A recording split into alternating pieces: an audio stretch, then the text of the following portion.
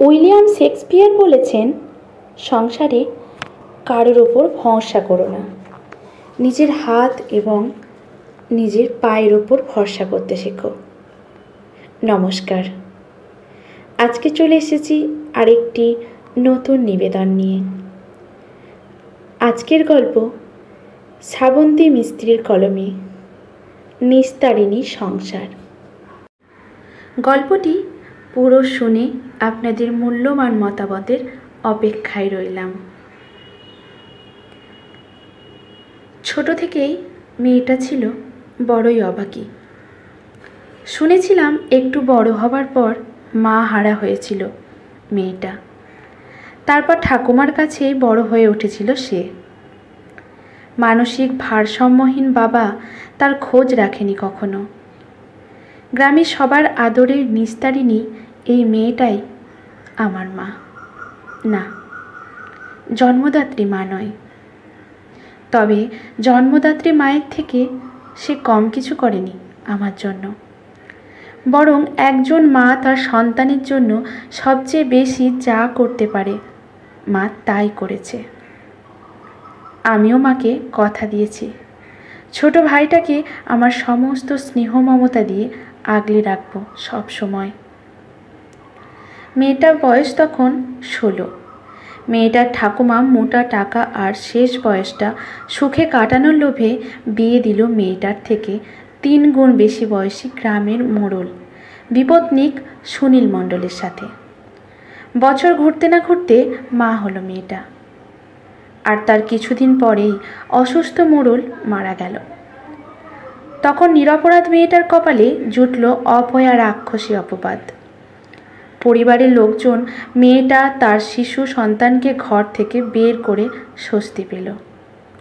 মেয়েটা ফিরে গেল তার ঠাকুমার কাছে, কিন্তু ঠাকুমা দুটো পেট চালাতে অস্বীকার করলো এক সময়। মেয়েটার শেষ আশ্রয় হলো দূর সম্পর্কের মাসির কাছে, যিনি আমাদের বাড়ির যাবতীয় কাজ দেখাশোনা করতেন। তখন আমার বয়স 8।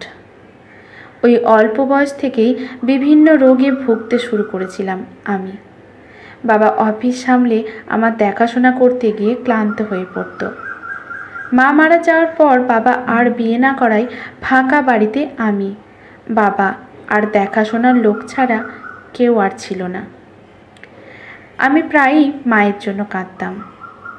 তারপর সোনামাসি, মানে যিনি আমার দেখাশোনা করতেন, তিনিই প্রথম নিয়ে আসেন মাকে আমাদের বাড়িতে।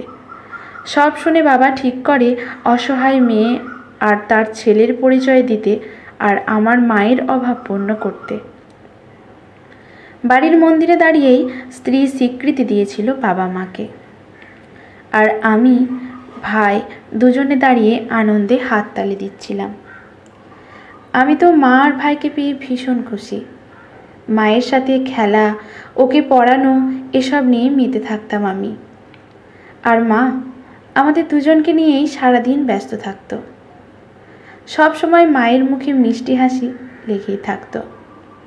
রোজ রাতে আমরা দুজন মাকে জড়িয়ে ধরে ঘুমাতাম, আর মা শোনাতো দারুণ দারুণ গল্প। মনে পড়ে স্কুলের অনুষ্ঠানে গার্জিয়ান হিসাবে বাবা যেত এতদিন। সেদিন বাবার অফিসের মিটিং পড়ে গেল। বাবা আমাকে আদর করে বলল, মন খারাপ করো না সোনা, মা বরের বাবা শিওর যাবে। খুব কষ্ট পেয়েছিলাম আমি। স্পোর্টসে যে আমি প্রাইজ নেব, কেউ যাবে না আমার সাথে? মনমরা হয়েই গিয়েছিলাম আমি সেদিন। নির্দিষ্ট সময়ে মন খারাপ করে পুরস্কার নিতে গিয়ে স্টেজে উঠে অবাক হয়ে দেখলাম সামনের সারি দেওয়া চেয়ারে বসে মা হাততালি দিচ্ছে, ভাই আমার দিকে আঙুল দেখিয়ে হাসছে। প্রাইজ নিয়েই ছুটে এসে মাকে জড়িয়ে ধরে বলেছিলাম, তুমি এসেছো মা? মা আমাকে আদর করে কপালে চুমু খেয়ে বলেছিল, আমার সোনা মেয়ের খুশির দিনে আমাকে তো থাকতেই হয়। সেদিন আমিও সবাইকে ডেকে ডেকে আমার মাকে দেখিয়েছিলাম। আমার বন্ধুরাও ভাইকে নিয়ে খুব আদর করেছিল। ভাইকে কোলে নিয়ে বলেছিলাম, না না, আমার ভাই শুধু আমার সাথেই খেলবে। বেশ ভালোই কাটছিল দিনগুলো, কিন্তু জীবনে আবার নেমে এলো দুঃখের কালো ছায়া। তখন আমার বয়স 10 আর ভাইয়ের 3।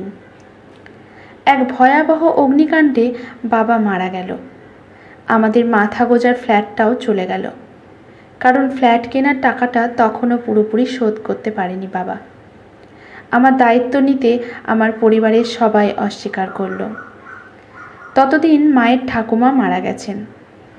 মা আমাদের 2 ভাই বোনের হাত ধরে পৌঁছলো তাদের গ্রামের বাড়িতে। সেই ছোট্ট 2 কামরার মাটির বাড়িতেই ঠাঁই হলো আমাদের 3 জনের। গ্রামের সবাই বলতো নিস্তারিণীর সংসার। মা আমাকে গ্রামের স্কুলে ভর্তি করালো।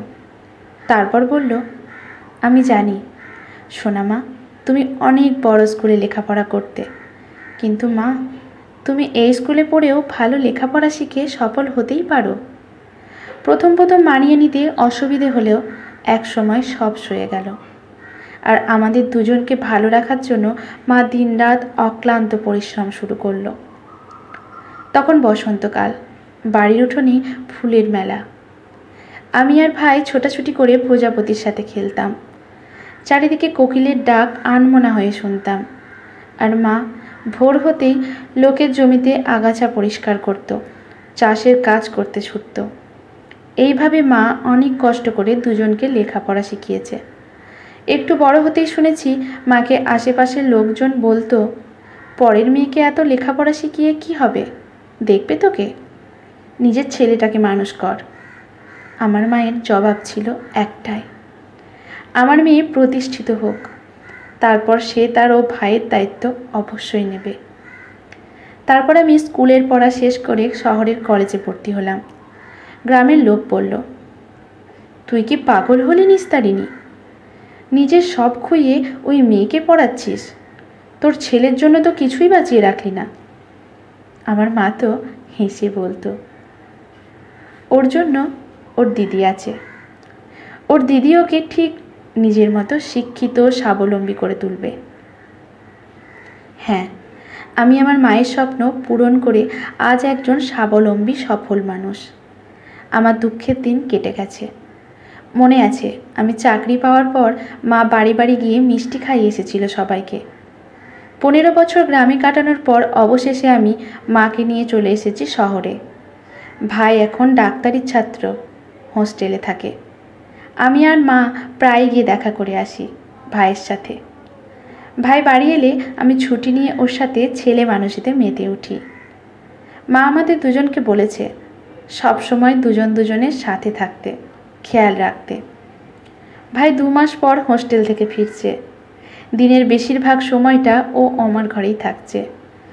আমাদের দুজনের মধ্যে চলছে ঘোরতর আলোচনা ফিসফিস করে। মা বার কয়েক জিজ্ঞেস করেছে, কিরে, তোরা কিসের পরামর্শ করছিস দিনরাত? ডেকে ডেকেও সাড়া পাওয়া যায় না তোদের? আমাদের দুজনেই অবাক হয়ে বলছি, কিছু তো নয় মা। তারপর অফিস থেকে দেওয়া গাড়িটা নিয়ে একদিন মাকে নিয়ে ঘুরতে বেরোচ্ছি বলে ভাইকে নিয়ে পৌঁছে গেলাম মায়ের জন্মস্থান আর আমাদের ছোটবেলার সেই হৃদয়পুর গ্রামে। গিয়ে দেখলাম আমাদের সেই সুন্দর নিকোনো মাটির বাড়িটা আর জীর্ণ দশা। খড়ের চাল খসে পড়েছে স্থানে স্থানে। গ্রামের লোকজনের সাথে কথা বলে ফিরে এলাম দুজন খুশি মনে। 6 মাস পরের কথা। ভাইকে আগের দিন নিয়ে এসেছি বাড়িতে। দুজন মিলে পছন্দ মতো জিনিসপত্র কিনেছি। সকালে দুজনে তাড়াহুড়ো করে ফ্রেশ হলাম। মাকেও দুজনে মিলে হালকা সাজে সাজালাম। তারপর দুজনে মিলে জড়িয়ে ধরে একটু আদর করে নিলাম। মা বলল, তোরা দুজন কি শুরু করেছিস বলতো? নিজেরা সেজেছিস ঠিক আছে, আমাকে এত সাজগোজ করে কোথায় নিয়ে চললি তোরা? আমি বললাম, গেলেই বুঝতে পারবে। বেশ কয়েক ঘন্টা গাড়ি যাওয়ার পর আমরা পৌঁছে গেলাম আমাদের গন্তব্যে।